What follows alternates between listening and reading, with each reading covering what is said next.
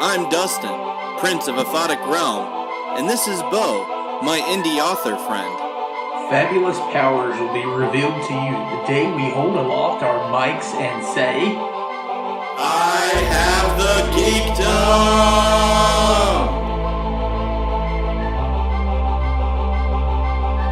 Geek-Men and the Masters of the ThunderNerds!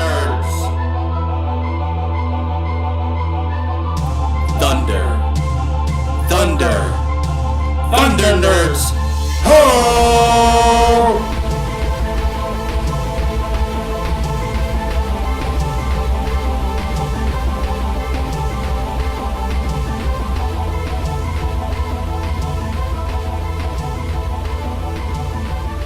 Alright, welcome to another episode of Geek-Men and the Masters of the ThunderNerds.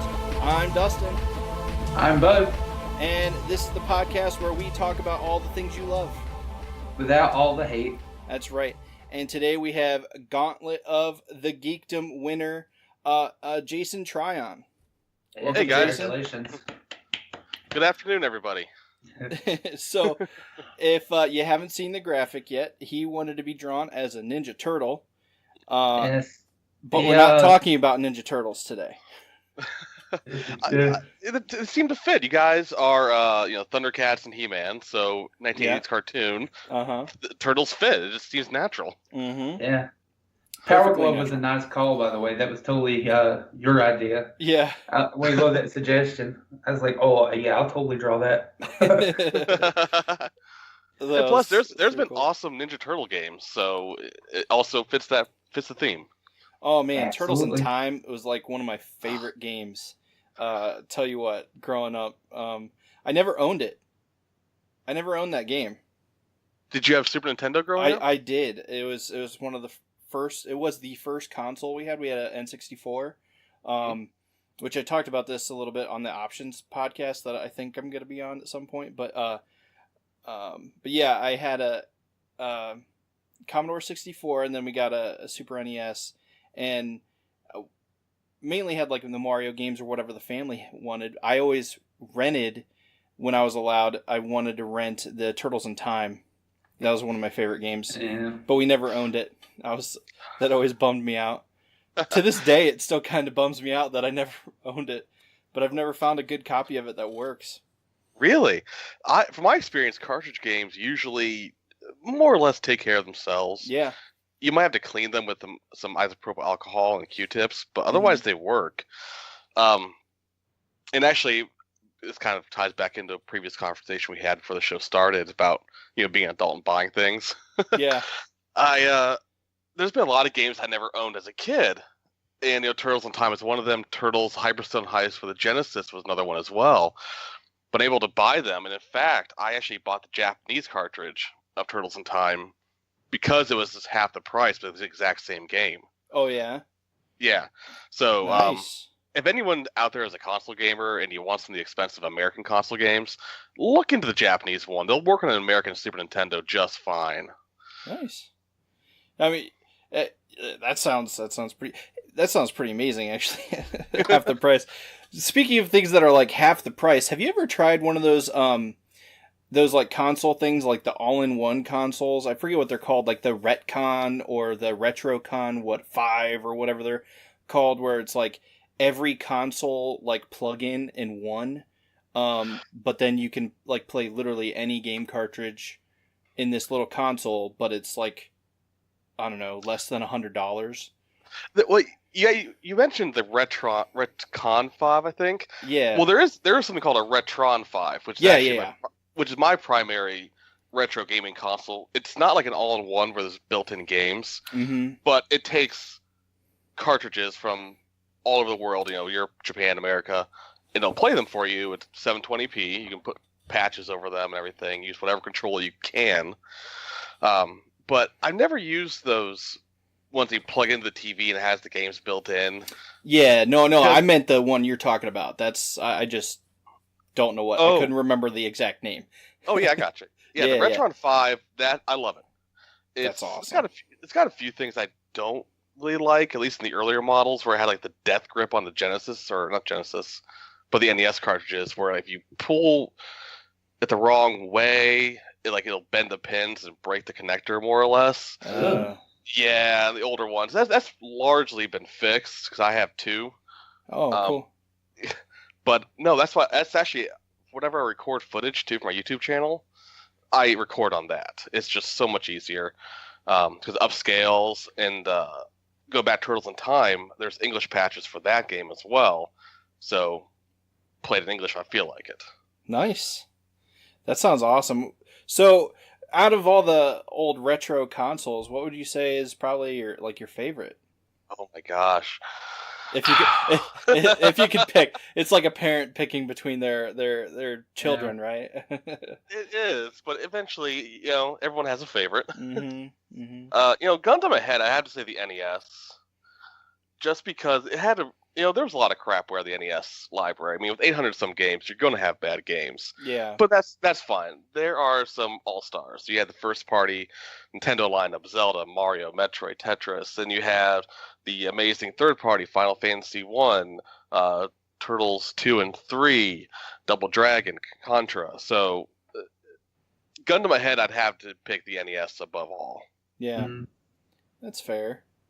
What about the second generation, the sort of the coming of age, out of the PlayStation era forward? What would you say is your favorite? Yeah, Sony really did do a lot for the gaming industry after the PlayStation. Man, that's tough. So it's just from the PlayStation generation or everything beyond that? No, everything beyond that.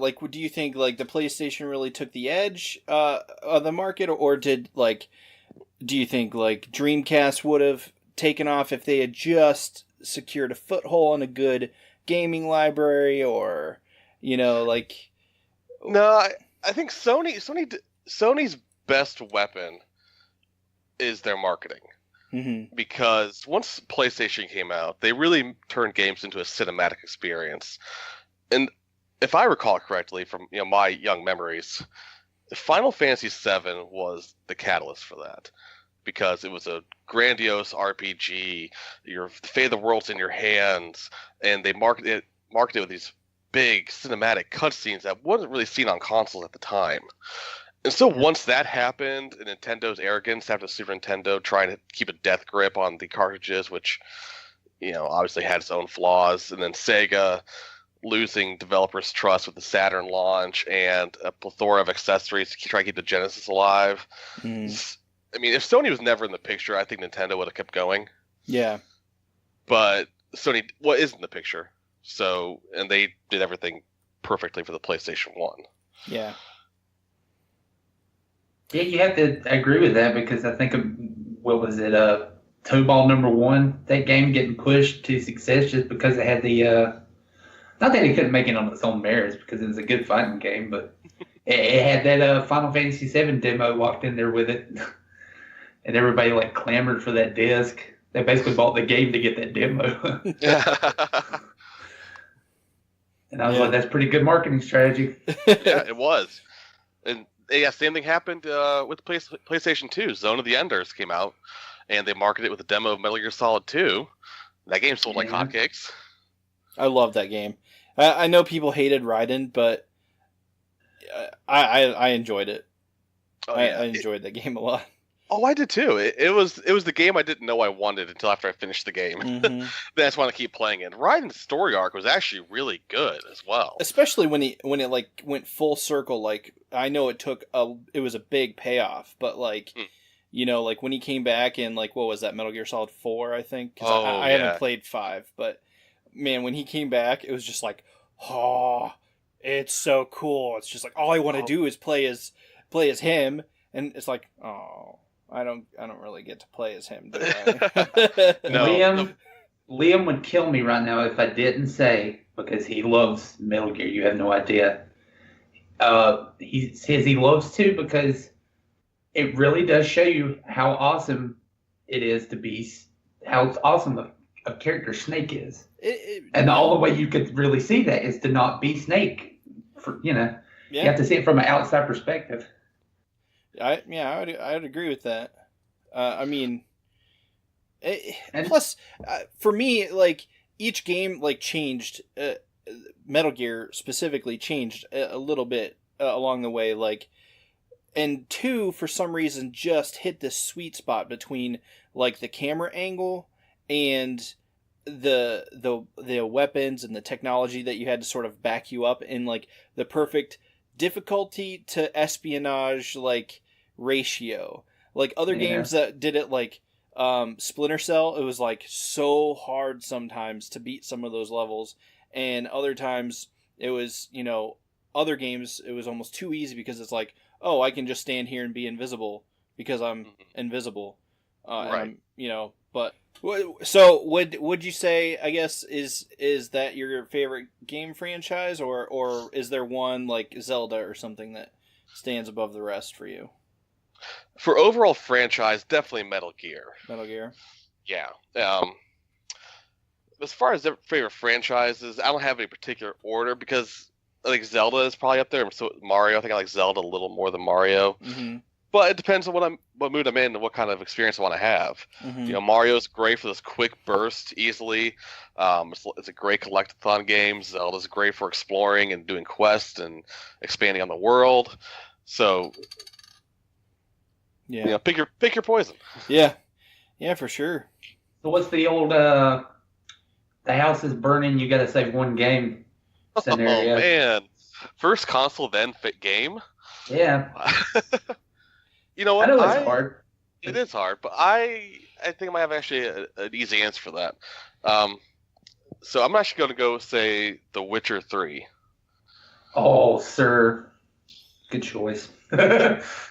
What is it about? Choice. What is it about The Witcher 3 that you would want to save? There's so much to do, and so many ways to play the game. Like I've played games where they give you choice and to help the narrative flow the way you as a player see the world or how you want your character to be. But Witcher 3 is kind of unlike the way I've seen a lot of games play out. And I don't want to spoil it too much for anyone that may not have played it or is currently in progress. But there's been a couple times I play the game and I make a decision, and that affects the people living in the world around that. Absolutely. Or it affects how the ending plays out. And so, to sum up, one of the main quests of The Witcher 3 is you're trying to find your, I guess she's Geralt's adoptive daughter in a way. And depending on how you play the game will dictate what happens to her at the end, or what happens to your comrades in some major endgame events. So it's some of that stuff is soul crushing too, because it is, especially if you do that thing where you commit to, which I wanted to do because you could get OCD about that game. So I was just like, whatever happens, and I save it. Right. And I lost someone in it. I was bummed for days because I did not see the repercussions of that happening. There was no way I could have predicted it. Right. Yeah. But I loved it. I loved the fact that it happened. I was just like, man. It's refreshing to see your choices in a game affect the world so much. Yeah. Another candidate would probably be the Fallout and Elder Scrolls games. But I think The Witcher did that a little better. Good answer. Love it. Nice. By the way, seriously, if anybody has not picked up that game, but at this point, I think it's stupid cheap right now. And if you get like the DLC and everything, you're set for like the next year and a half. Oh, easily. I've logged over 300 hours into that game. Mm-hmm. Yeah. Over the course of 2 playthroughs. It'll take you. Yeah. And that DLC is amazing. Those are like whole games. Yeah, Blood and Wine especially. Yes. And that was like an entire, here's an additional game for another $20, which it probably isn't even that now. That was when it was new. Yeah, I've seen the Game of the Year edition go on sale for less than $30 pretty frequently. Yeah. So anyone out there listening, highly recommend that, whatever platform you choose to play on. Yeah. It's got a learning curve, but it's worth it. Mm-hmm. because that game doesn't really hold your hand about how to fight things, but it's no, good. They don't. They don't hold your hand, but they definitely give you all the tools you need to adopt a play style that's comfortable. Yeah, absolutely. Good answer. Yeah, I know. I haven't played Witcher 3, but I also haven't really played very many video games recently. Since pretty much I haven't really played a video game since I started school a couple years ago, and it's like, all right, well, my video game time goes away. But yeah. What you know? What that's a good. There's a good question to talk about because we talked about it with Kyle a little bit on the Zelda episodes. How do you work? How do you get in working being an adult and getting in gaming? Like what's your approach to it? Wow. Like, how do you play The Witcher 3 as an adult? You cut in your sleep schedule, I guess. I'm not sure. I don't have kids, so I know Dustin, you have kids, Bo. I'm not sure about you, but I know I've seen people play games with their kids, give them a fake controller, so they're kind of watching the game, basically. But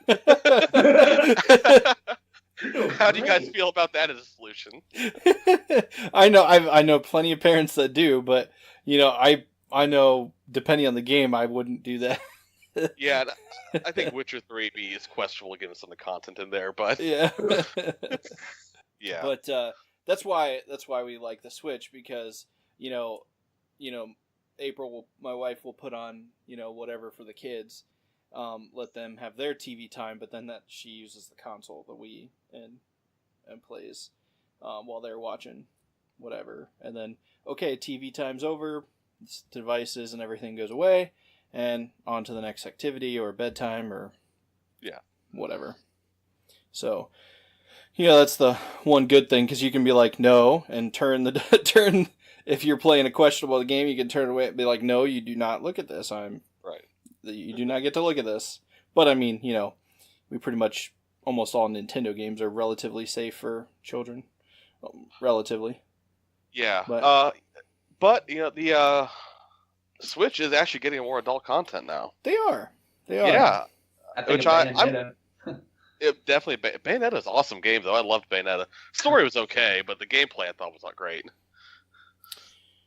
Yeah, I mean it's really cool that Nintendo is getting more adult related content. Because like before it's like I have a Wii because I like Mario. But I also really like, I don't know, Skyrim. Right. If I want to play Skyrim, I can only do that on the PlayStation or whatever computer. But nope, the Wii's got it. Or not the Wii, but the Switch. The Switch has got it. So, I pretty much I have a bad habit of calling everything a Wii now. That's how outdated I am. The last time, kind of like moms who say everything is a Nintendo. Yeah, exactly. I was fixing to say the exact same thing. Put them on this. You playing the Nintendo? No, I'm not. No, yeah. It's the Switch. Yeah. No, it's the Xbox. It's from a completely different region of the world. That's how I literally feel. I guess switching gears here. There's been a lot of stuff, like Gen Con and E3 and a lot of conventions and stuff that have talked about upcoming things. Has there been any news from any of those conventions that has excited you? Actually, E3 was okay this year. I felt I am really looking forward to Cyberpunk 2077. Yes. And the Resident Evil 2 remake. Yes, that too. That was... So those are high on my radar this year. And actually, the Spider-Man game for PS4 looks pretty boss.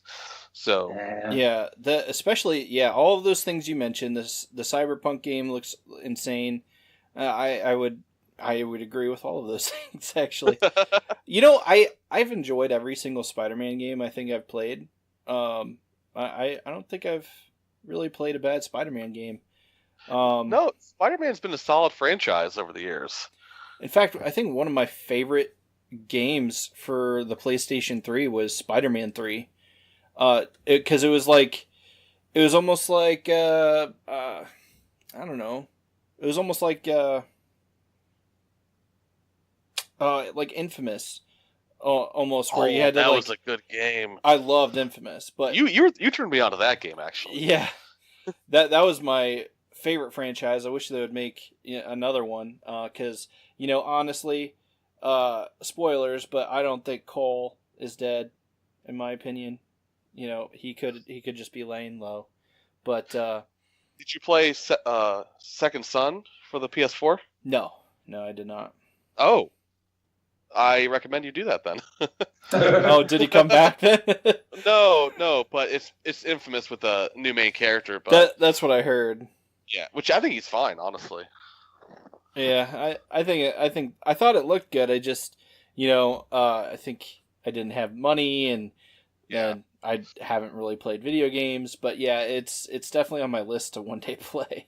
But yeah, Infamous is one of my favorite franchises. But yeah, it reminded me of that, like, you swing around as Spider-Man protecting your hood, just like you had to in, like, Infamous or any of those types of games, where you're protecting your turf, and it's like, oh no, someone's getting robbed over here, I better swing over here and protect them. It's like, those open world concept type games are a lot of fun. You tend to get lost, trying to do missions and stuff sometimes, but you get lost in the world because it's, like, so vast, and you just want to, like, do so many things. But I think it's really cool. I like those games. Yeah, those are solid games. Yeah, I think I played Infamous. I think I liked Infamous better than, like, Prototype. Those two came out relatively at the same time. I never played Prototype. I heard it was okay, but I mean, apparently it was good enough and popular enough for a sequel. So go them. Yeah, for sure. Yeah, I heard a lot of people that those two games seem to be on, like, either side of the fence. Either you were an Infamous person or you're a Prototype person, and it's right. Like people were rarely the same. It's just like, really, they seemed like different games to me. Like, why can't you just like both? But yeah, I don't know. I'm looking forward to that, because the new Spider-Man game, that's Spider-Man Into the Spider-Verse movie comes out this year, and that looks cool. So I'm ready for any kind of Spider anything. I think it'll be good. Have you guys had a chance to play with any VR yet? No, but I tell you what, I do want to play. I used to play DDR like crazy back in the day. So all I want to do is play that the lightsaber VR game. Yeah. That looks insane. I would do that all day. Until I probably died. Or couldn't lift my arms anymore. I forgot about that. I didn't. I'm gonna have to see that's on the PlayStation Network. Oh, was it Beat Saber? That's it. Yeah, Beat Saber. Because I mean, seriously, I used to play DDR all the time. I had a bunch of friends that played DDR. I played DDR so much one night that's how I got my first Charlie horse. Never had a Charlie horse in my entire life, but woke up in the dead of night screaming at the top of my lungs because my leg was twisted like a horseshoe above my head. And I've never experienced that before in my life. So it's all of a sudden I'm like, I don't have control of my limb and it hurts really bad. Why is it above my head? And I literally woke up the entire basement because I was over at a friend's house, and I'm just like, what's going on? What's going on? I can't move my leg. There's something wrong. And my friend, his mom had issues with her feet and had Charlie horses before. He's like, it's just a Charlie horse, dude. You got to walk it off. And I'm like, my leg is above my head. How can I walk it off? maybe hop it off, I guess. Cartwheel it off. Cartwheel it off. I don't know. It was the most terrifying thing I had ever experienced. But as soon as I got to his house, I was just like, all right, come down. Whoever, I just started on the mat. I was like, yep, I'm doing this. I'm going to like get insane unlock all these songs and all this stuff. Whoever can beat me goes next or whatever. Like we did that a lot. Like would compete on songs. Whoever scored highest won and then went on. But we did that with fighting games. So on like Soul Calibur, whoever won on would stay on the controller, and people would keep having to cycle through to try to beat you. It got to the point like where you couldn't use certain characters, stuff like that. So that's basically what was happening that night with DDR. But anyway, I would totally play that VR Beat Saber game like crazy until my arms fell off. Awesome. There's a couple. What have you gotten to play? Do you own like an Oculus or PlayStation VR or anything? Excuse me. Sorry. I have a PSVR, so I've actually kind of built up a little library here of stuff. So I have Resident Evil 7, which actually works really well in VR, and so does Skyrim. And Skyrim. All right, so I was playing one night, and one thing I'm afraid of is spiders. I hate spiders. So I'm in the beginning of the game, and that one dude is trying to get me out because the dragon's raiding town, okay? And so we go down into the cave, and I turn, and there's this spider webs and all over the place, and I'm like, crap. I'm not going to like this, am I? And so, of course, a couple spiders come down, one attacks this guy, one is running towards me with utmost ferocity. I start screaming, and I start just like hitting the button and looking away. And looking away, but the thing is, when you aim in VR, you aim with your head, so you're kind of forced to look. And so, because I kept looking away, I kept not hitting the spider, and eventually killed me. But I went through it again, and I eventually did it. But it was a good experience. Still frightening, but it was good. Doom in VR is pretty fun. And there's actually a pretty scary on-rail shooter called Until Dawn: Rush of Blood. Yeah, I forgot about that. Yeah, it's good. It's in a creepy carnival setting, so carnivals are by nature kind of creepy in a lot of ways. So.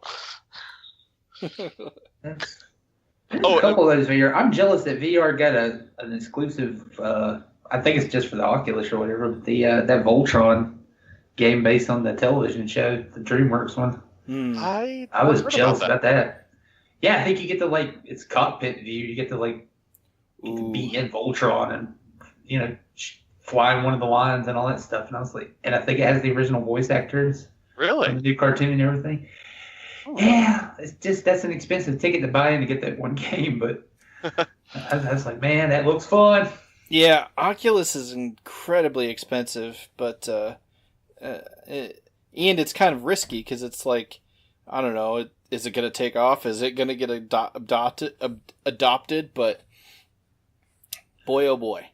Yeah, those guys that make Steam, they're heavily investing in it because they think it's got a huge future. That's why they're not making. That's why you're not seeing like Half-Life 3 and things like that. VR is pretty cool. I like it. I don't think it'll be like the big revolution that 3D gaming was with the PlayStation N64. But I do foresee it definitely being a huge part of the gaming industry and culture and technology in the future going forward, especially as it gets better. And you get those platforms like in the arcade. Mm-hmm. I think it'll be more like an arcade type of experience, unless you find some way to make an affordable platform to where you can run and it's like a treadmill type thing where you can move and stuff in all directions. That Ready Player One. Yeah, definitely. So I think that would be really cool. I think I've seen one.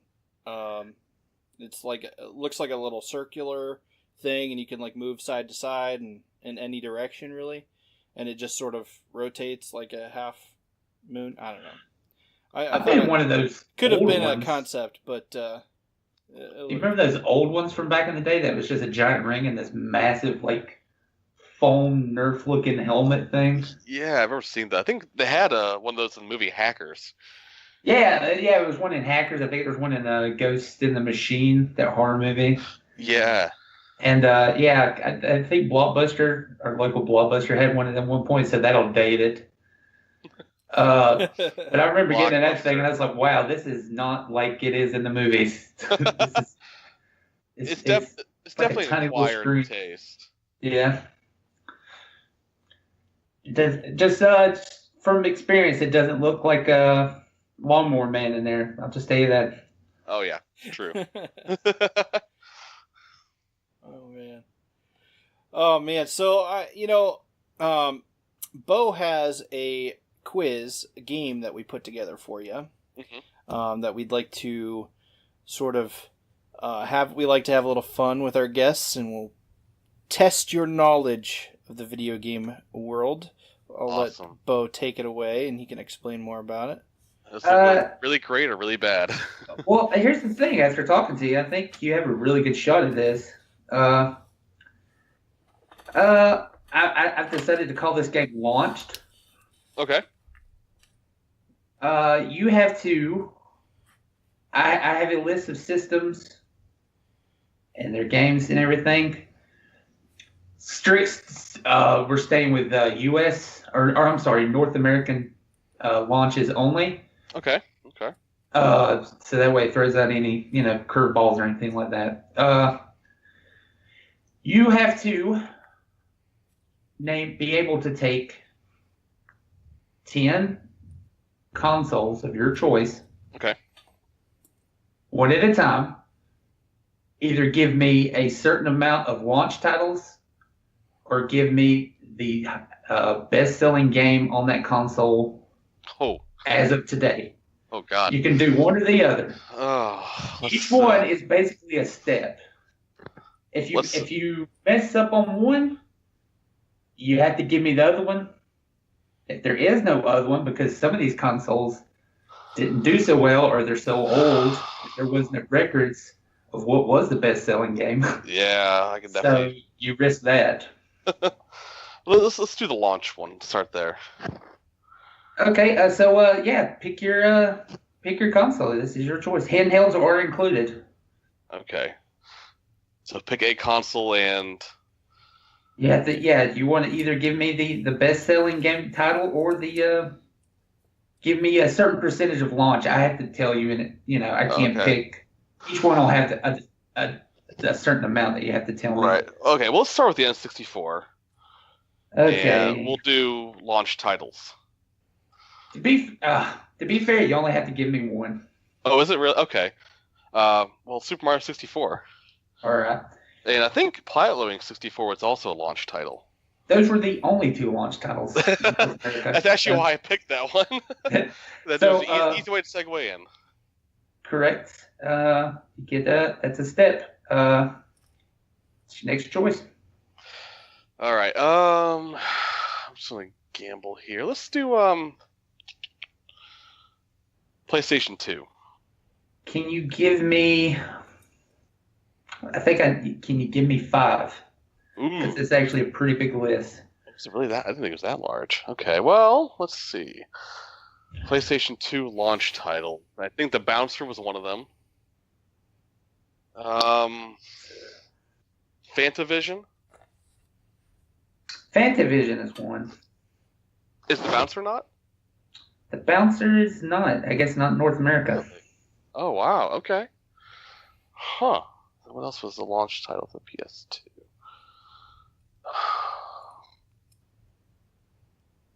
So it was Fantavision. There was. I don't know. I'm drawing blanks. I know this was. I was like trying to take this as I made the thing, and I was like, I thought this would be kind of easy, but it's not. I thought it'd be easier. Yeah, I don't know. Are we doing like launch window or launch day? Launch day. Okay. Yeah, I don't know. Fantavision I knew was one of them. Yeah. I know launch window, but I don't know any others for the PS2. Well, you want to take wild guesses, or either to save your step, can you give me the highest grossing PlayStation? If I had to guess, PlayStation 2 game based on current conditions and trends, is it Grand Theft Auto San Andreas? You saved your step, sir. You might not have gained a step, but that is indeed the highest grossing PlayStation sale. So you didn't make any progress, but you didn't lose the game yet. That's Congrats. Let's Let's make the next one the Super Nintendo. Super Nintendo. I think it's nearby on my list. I don't know how to be. You know what? To be fair, I only need one on this one. Well, Super Mario World was one. Yeah. I think F-Zero was another. Correct. And I want to say Pilot Wings is also on the launch day. That's all three. Awesome. You made another step. On step 2. Next system. All right, let's go older. Let's go NES. NES. Okay. Okay, so.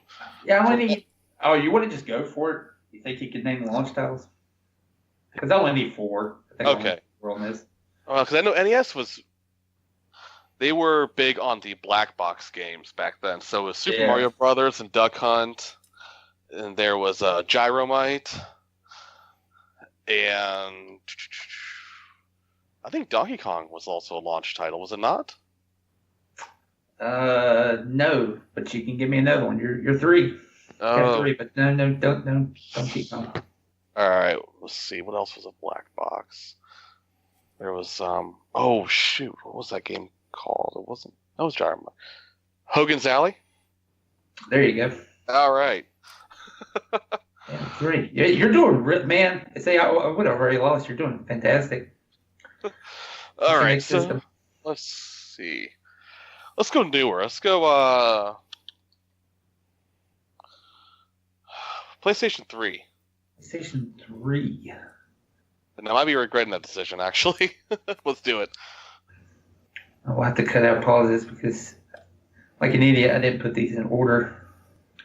I only need 3. All right, so let's see. I think that one actually launched with the Madden. Was it Madden 07? Yes, correct. All right, Call of Duty 3 is one. Correct. And what was another? And I think that actually had NBA as well, 2K7. Correct. Remember that one having very heavy sports titles, not something you usually see at a launch. Yeah, I'm telling you, I'm impressed with this. I was trying to remember the games that I got when I got the PlayStation 3 because I got it at launch, and I think I had like a fighting game, as the game I got. Yeah, there was. Was it? It was like Genji? Tekken maybe or. Genji, I think it was a fight. Maybe not Genji. Genji was at launch. Yes. Okay. No Tekken though. I guess that came later. You're on step 4. You're still good. Still plenty to choose from. All right. Whew. Let's do. Trying to look around the room, see what consoles I've got that I feel confident about. Let's do Nintendo Wii. I will need. There was a significant list. I'll need 5. Okay. Well, I see. I know Wii Sports was 1 because that was a bundle. Yeah. Twilight Princess was 1. It was one of the end time GameCube titles, and so same day. And actually, interesting fact. Well, to me at least, maybe not to you guys or anyone else, but No, you're on the right show. So Link has historically been left-handed, and so for the Twilight Princess version on the GameCube, he was left-handed. But the Wii version, he was right-handed. Because what they did was they actually flipped everything in the game, so it would accommodate the right hand. That's right, because most people are right-handed. I remember that. And so it was actually literally everything. So in the GameCube, you had to go left for something. You had to go right on the Wii version. Wow, that's wild. And was NFL Madden 07 for that as well? 3. Okay, 2 more titles. Ooh, man. Because the problem is I know a lot from the launch window. So let's see. Was Far Cry Vengeance a launch day title? Ooh, and I'm double checking. No. Far Cry was not. Man, look up. So close. You got it. You're not getting discounted for. You only get discounted for quitting. All right, we'll see. Rayman. Rayman was one. Was one? Okay. And let's do another one. Excite Truck. Excite Truck was. That's nice. Okay. Sir, you were just. I'm just thoroughly impressed. You went for some random ones. Like, wasn't there like some Wii Mario games that came out? Like a Mario game? Not until later.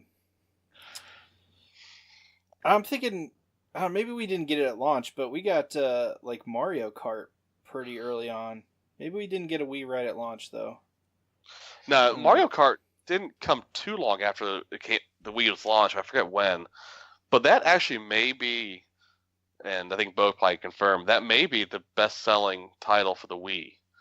I'm excluding Wii Sports because it was a bundle, but no, Wii Sports is actually that's the highest selling one for the Wii, and also one of the highest selling games of all time. I think it's like in the top 5, maybe top 3. Something like that, yeah. Yeah, Wii Sports that was a smash hit, man. Yeah. All right, another console. Okay. You're doing fantastic. All right, let's see. Let's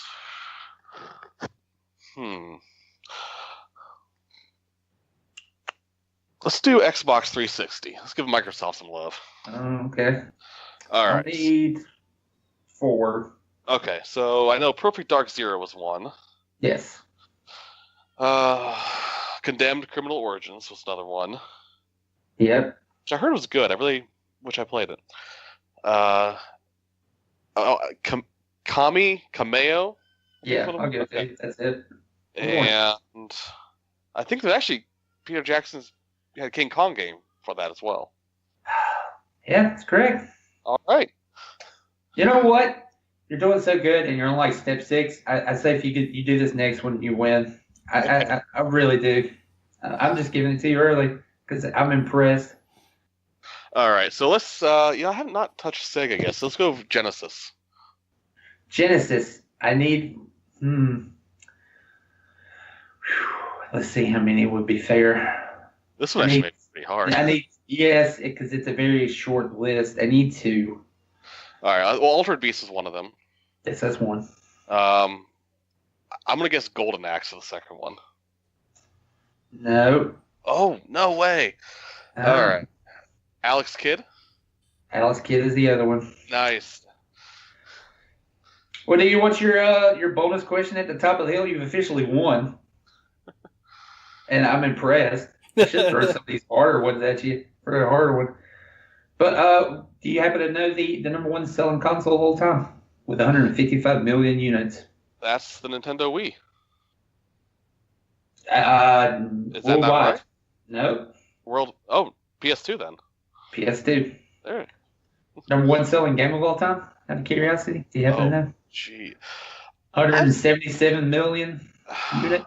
I think the answer you're looking for is Tetris. Tetris, yeah. But I kind of question that sometimes because it was different across multiple platforms. Yeah. But I think that's widely regarded as the best-selling. I think Minecraft is right behind it. Yeah, I have that too. Yeah. See, I have these I had that written down as a contingency, and you got it. It's official. You know your video games. Do you want to try just a stupid hard one just for fun because you don't have to prove anything? Yeah, that's fine. That's what you got. Where's a stupid hard one? Oh, I know which one I want to do. Let me find that one. Oh no! Because if you do this, I'll just be impressed. Sega CD. Okay. For what? Launch titles? Launch titles. Yeah, because I couldn't find what the best selling Sega CD game was. I don't even know. Did it sell any? Okay, so, I have one. It doesn't work right, but I actually do have one. All right, so my first CD player. I think Sonic CD was a launch title. No. Oh, really? That could be why. This is a hard list because it's some weird stuff. All right. Well, was Night Trap one of them? Night Trap was one. Okay. I'm gonna go on a limb and say The Adventures of Willie Beamish. No, Oh. none on the list. Sylphid?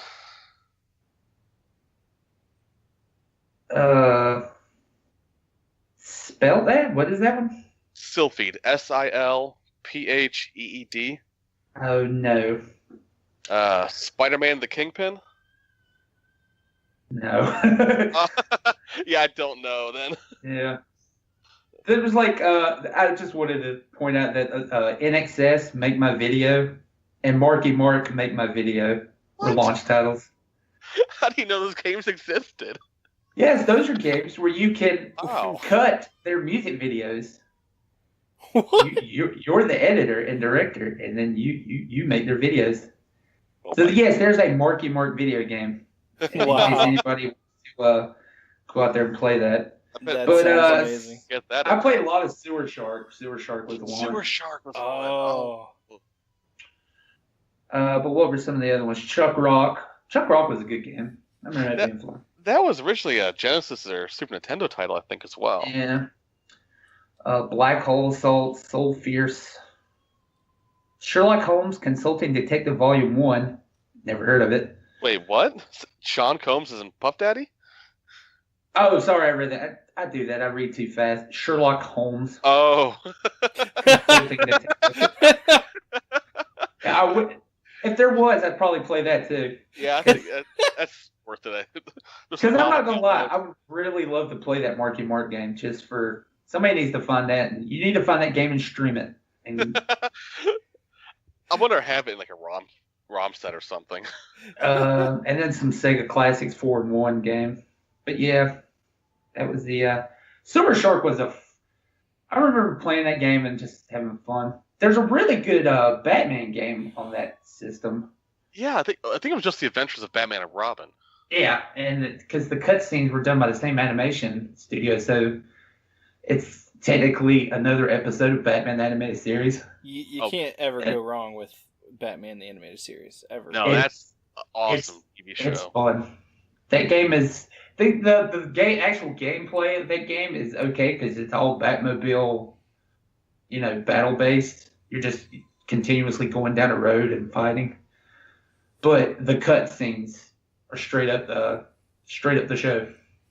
Like brand new animation. It's fantastic. But sir, thoroughly impressed. 100% win.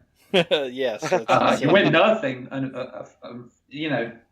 As that is a bonus, but I'm sorry our prizes. No, it's fun. It was fun. Yes, Gauntlet of the Geekdom winner.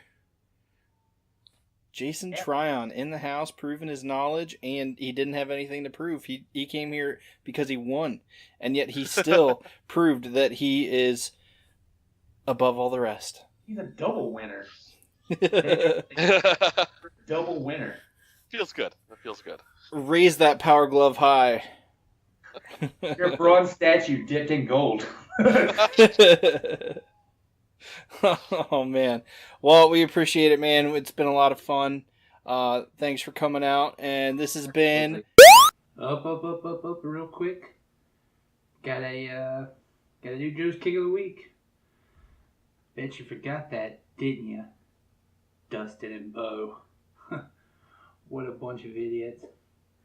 Anyway, this week it's a comic set in the city of Meadowlark where weirdos, supervillains, and alien invasions are the norm. The police officers are weak and helpless. So someone must step in. And that person is not a person, but a half man, half dog, all cop, named Commander Canine. So if you're a fan of comics like The Tick, or buddy cops, comedies, or things of that nature, give it a look. You have till September 21st. I must say, very cheap buy-ins to get physical items, including the comic book itself, the physical copy.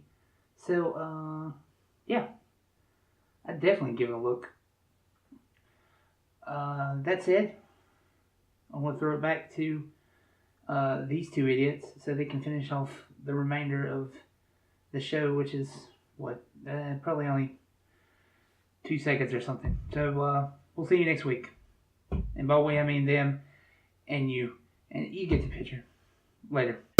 Another episode of Geek-Men and the ThunderNerds. I've been Dustin. I've been Bo. Have a good one. Later, guys. See ya.